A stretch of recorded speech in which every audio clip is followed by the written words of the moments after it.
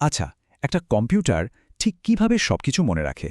এর পেছনে আসল রহস্যটা কি? আজকের এই আলোচনায় আমরা কম্পিউটার মেমোরির একেবারে গভীরে ডুব দেব।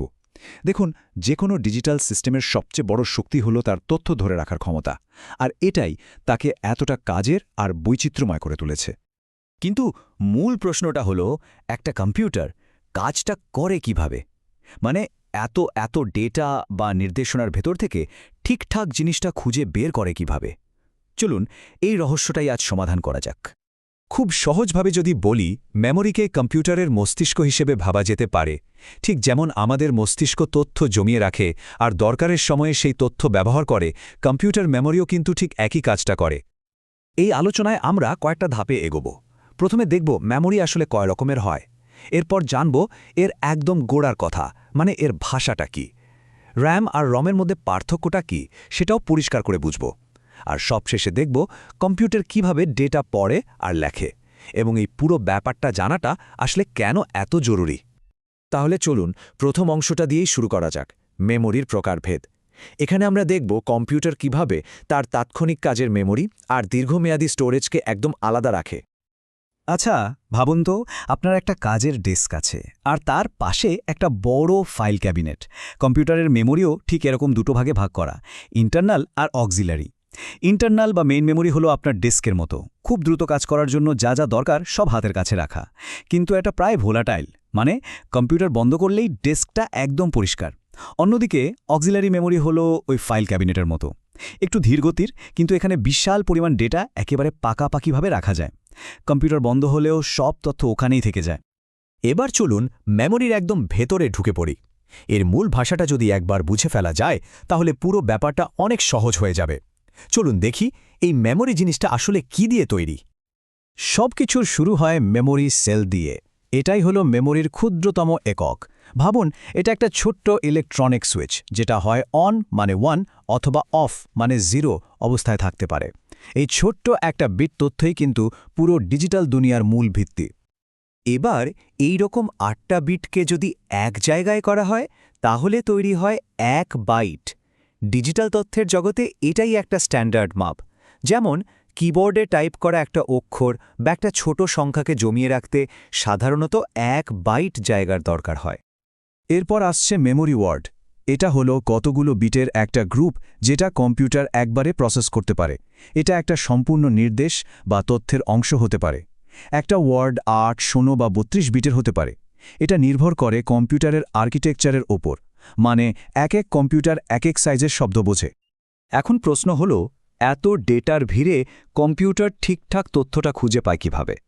এখানেই আসে অ্যাড্রেসের ধারণাটা। মেমোরির প্রত্যেকটা ওয়ার্ডের একটা নিজস্ব নম্বর থাকে, যেটাকে বলে অ্যাড্রেস।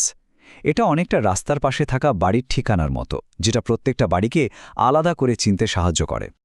চলুন একটা বাস্তব উদাহরণ দেখি। ধরুন একটা মেমোরি চিপের গায়ে লেখা আছে 4K×8। এর মানে হলো এটা 4096টা ওয়ার্ড স্টোর করতে পারে, আর প্রত্যেকটা ওয়ার্ডের সাইজ হলো 8 বিট। তার মানে এই চিপটা মোট 32,768 বিট তথ্য ধরে রাখতে পারে। এভাবেই কিন্তু মেমোরির ক্ষমতা হিসাব করা হয়। আমরা এখন তৃতীয় অংশে চলে এসেছি, র্যাম আর রমের পার্থক্য। এই দুটো প্রধান ধরনের ইন্টারনাল মেমোরি বোঝার জন্য আমরা একটা দারুণ উপমা ব্যবহার করব, একটা হোয়াইটবোর্ড আর একটা ছাপানো বই। র্যাম মানে র্যান্ডম অ্যাক্সেস মেমোরি, হলো ওই হোয়াইট বোর্ডের মতো। এখানে খুব সহজে লেখা যায়, আবার মোছাও যায়। যে প্রোগ্রামগুলো এখন চলছে তাদের জন্য এটা একটা অস্থায়ী জায়গা। কিন্তু সমস্যা হলো এটা ভোলাটাইল, মানে পাওয়ার বন্ধ করলেই বোর্ডটা একদম খালি। অন্যদিকে রম মানে রিড অনলি মেমোরি হলো একটা ছাপানো বইয়ের মতো। এ তথ্যগুলো স্থায়ী, পাওয়ার বন্ধ হলেও এর লেখা মুছে যায় না। কম্পিউটারের সবচেয়ে জরুরি নির্দেশ, যেমন স্টার্টআপ প্রোগ্রাম বা ফার্মওয়্যার, এখানেই জমা থাকে। এই স্লাইডের উক্তিটি ফার্মওয়্যারের ধারণাটা খুব সুন্দরভাবে ব্যাখ্যা করছে। এই ডেটা এবং প্রোগ্রাম কোডগুলিকে ফার্মওয়্যার বলা হয়, কারণ সেগুলি হার্ডওয়্যারে দৃঢ়ভাবে সংরক্ষিত থাকে। মানে এটা এমন সফটওয়্যার যা হার্ডওয়্যারের একটা স্থায়ী অংশ হয়ে গেছে। মজার ব্যাপার হলো, এর নাম রিড অনলি হলেও এই মেমোরি কিন্তু সময়ের সাথে সাথে অনেক বদলে গেছে। প্রথমে এটা ছিল পুরোপুরি স্থায়ী, কিন্তু পরে এমন প্রযুক্তি এলো যা ব্যবহারকারীকে অন্তত একবার প্রোগ্রাম করার সুযোগ দিত। আর এখন তো ফ্ল্যাশ মেমোরির মতো আধুনিক ভার্সনগুলোতে ডেটা মোছা এবং নতুন করে লেখাও সম্ভব। তাহলে রমের সবচেয়ে গুরুত্বপূর্ণ কাজটা কি? এটা বুটস্ট্র্যাপ প্রোগ্রাম ধরে রাখে। যখন আমরা কম্পিউটারের পাওয়ার বাটনটা চাপি, তখন কম্পিউটার আসলে এই প্রোগ্রামের নির্দেশগুলোই অনুসরণ করে নিজেকে বুট আপ করে। এই প্রক্রিয়াটা ছাড়া কম্পিউটার চালু হওয়াই সম্ভব না। আমরা এখন আমাদের চতুর্থ অংশে চলে এসেছি। এখানে আমরা দেখব কম্পিউটার আসলে কিভাবে মেমোরি থেকে ডেটা পড়ে আর সেখানে নতুন ডেটা লেখে। আর এই পুরো খেলার মূল খেলোয়াড় হল সিপিইউ। প্রথমে চলুন রাইট বা লেখার ব্যাপারটা বুঝি। ধরুন সিপিইউকে মেমোরির একটা নির্দিষ্ট ঠিকানায় কিছু তথ্য পাঠাতে হবে। এর জন্য ও দুটো প্রধান রাস্তা ব্যবহার করে, অ্যাড্রেস বাস আর ডেটা বাস। প্রথমে সিপিইউ অ্যাড্রেস বাসের মাধ্যমে ঠিকানাটা পাঠিয়ে দেয়। এরপর যে তথ্যটা পাঠাতে হবে সেটাকে ডেটা বাসের উপর রাখে। সবশেষে সিপিইউ একটা রাইট সিগন্যাল পাঠায় আর মেমোরির সাথে সাথে সেই ঠিকানায় ডেটাটা সেভ করে ফেলে। আর ডেটা পড়ার প্রক্রিয়াটাও প্রায় একই রকম। সিপিইউ অ্যাড্রেস বাসে করে ঠিকানাটা পাঠিয়ে দেয় আর তারপর একটা রিড সিগন্যাল দেয়। তখন মেমরি ওই ঠিকানা থেকে ডেটাটা খুঁজে বের করে ডেটা বাসের ওপর রেখে দেয় আর সিপিইউ সেই ডেটাটা তুলে নেয়। এই পড়া আর লেখার কাজটা সেকেন্ডে লক্ষ লক্ষ বার ঘটতে থাকে, আর এ কারণে কম্পিউটার এত দ্রুত কাজ করতে পারে। এখন শেষ প্রশ্ন, এত কিছু জানার দরকারটা কি? এই টেকনিক্যাল ব্যাপারগুলো আমাদের কি কাজে লাগবে? চলুন মূল বিষয়টা সংক্ষেপে জেনে নেওয়া যাক। তাহলে আসল কথাটা কি? আসল কথাটা হলো সিপিইউ আর মেমোরির মধ্যে এই যে অবিরাম দ্রুতগতির একটা কথোপকথন চলছে, এটাই কম্পিউটারের প্রাণ।